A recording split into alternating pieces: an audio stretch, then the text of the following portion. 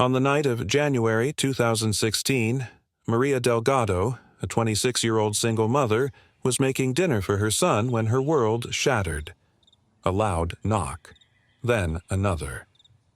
Before she could react, the door burst open. Police swarmed her tiny apartment, guns drawn, voices sharp and accusing. Maria Delgado, you are under arrest for the murder of David Langston. Murder? Maria's hands trembled as cold steel cuffs locked around her wrists. Her son, Daniel, just 6 years old, stood frozen in the corner, his wide, terrified eyes seared into her memory forever. She hadn't killed anyone, but in the eyes of the law, she was already guilty. A case that made no sense. David Langston wasn't just any man. He was rich, powerful, untouchable. And Maria, a maid, a nobody. She had worked for Langston, cleaning his estate, scrubbing floors that cost more than her yearly rent. She had no reason to harm him, but the prosecution claimed otherwise. They had motive. Maria had argued with Langston after he refused to pay her wages. They had evidence.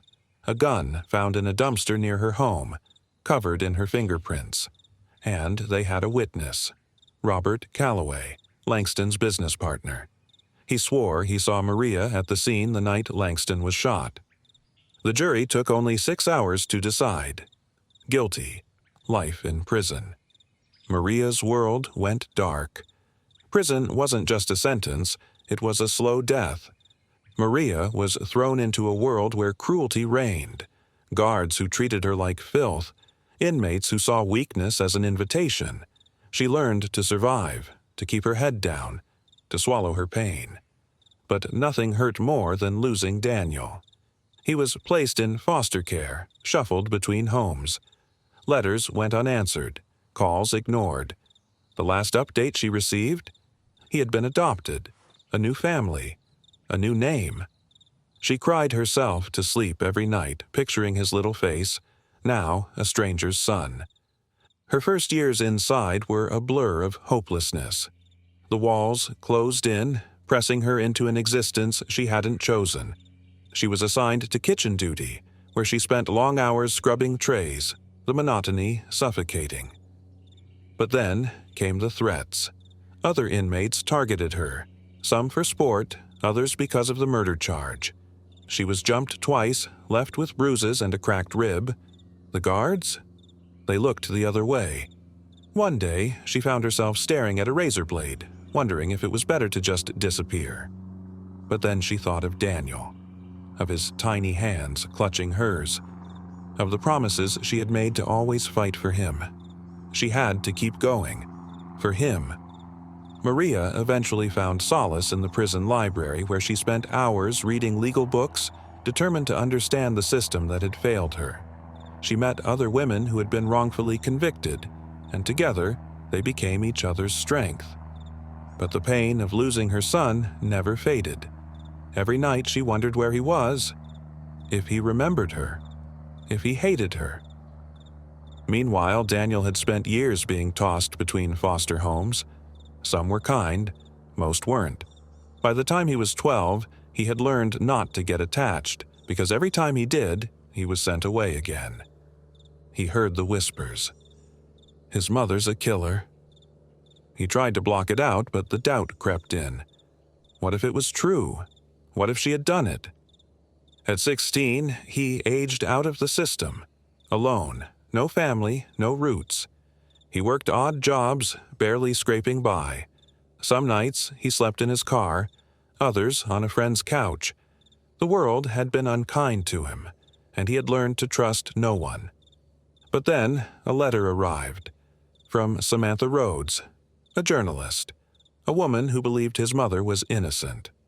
And for the first time in years, Daniel felt something he hadn't in a long time. Hope. Samantha Rhodes was an investigative journalist who specialized in wrongful convictions. Maria's case felt wrong, too convenient, too perfect. She started digging. First, the gun. The fingerprints were Maria's, but there was no proof she had ever touched it before the police found it. And the serial number? It had been wiped clean, something Maria, a struggling mother, wouldn't have known how to do. Next, the witness. Robert Calloway had testified with certainty, but Samantha found something chilling. 6 months after Maria's conviction, Calloway bought a luxury villa in the Bahamas, paid in cash, from an offshore account linked to Langston's estate, bribery.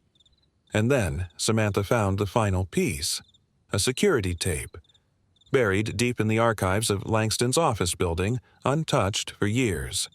You see, Robert Calloway wasn't just a business partner of Langston's. He was a man drowning in secrets.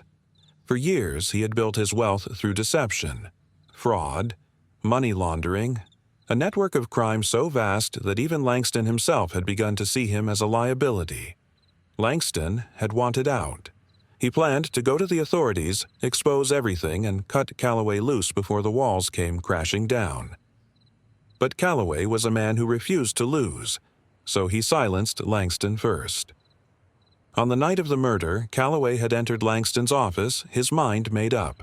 He had rehearsed the moment 100 times. The argument escalated quickly, Langston calling him a snake, a coward. Calloway, blinded by rage, pulled the gun from his coat and fired twice. Langston fell, and that was when the real plan began. Calloway knew he needed a scapegoat, someone vulnerable, disposable. Maria Delgado was perfect.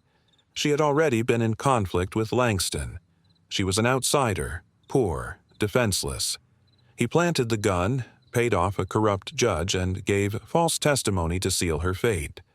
And for 15 years, he had gotten away with it. The video showed Robert Calloway entering Langston's office at 9:52 p.m. The gunshots fired at 10:04 p.m.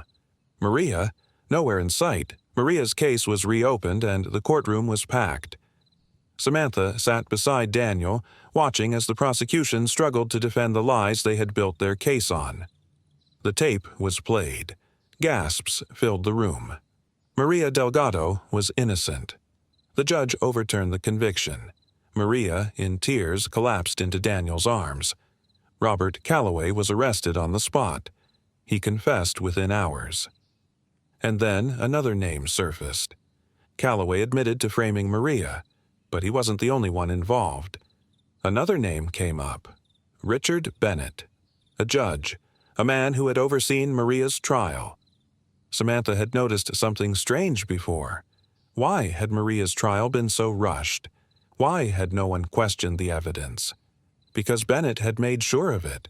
A friend of Langston's, a man who owed him favors. He had taken bribes before.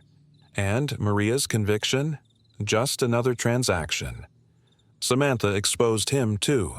He was removed from the bench, investigated. His legacy destroyed. Outside the prison gates, Maria's hands trembled. She was free, but broken.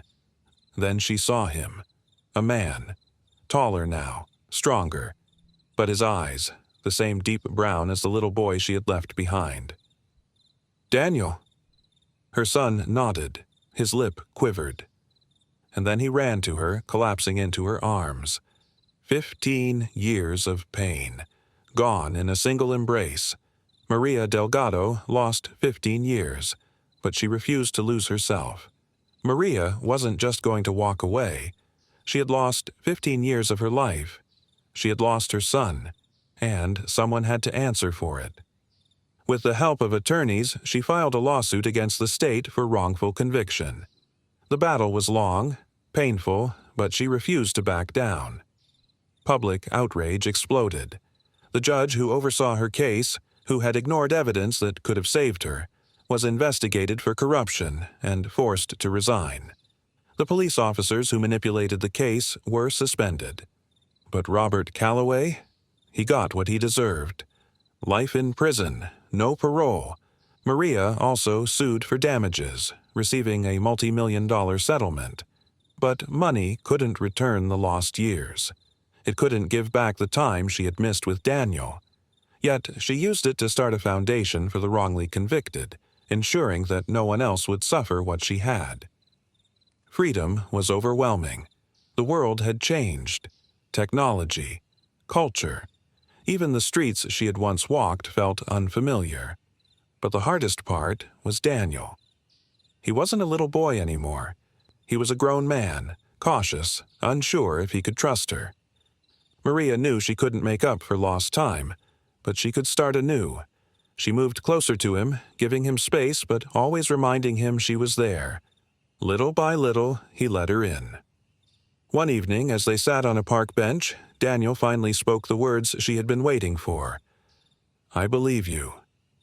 And with that, Maria knew that despite everything, she had won. At Beneath the Surface, we uncover the stories that were meant to stay hidden. Lies, betrayals, corruption.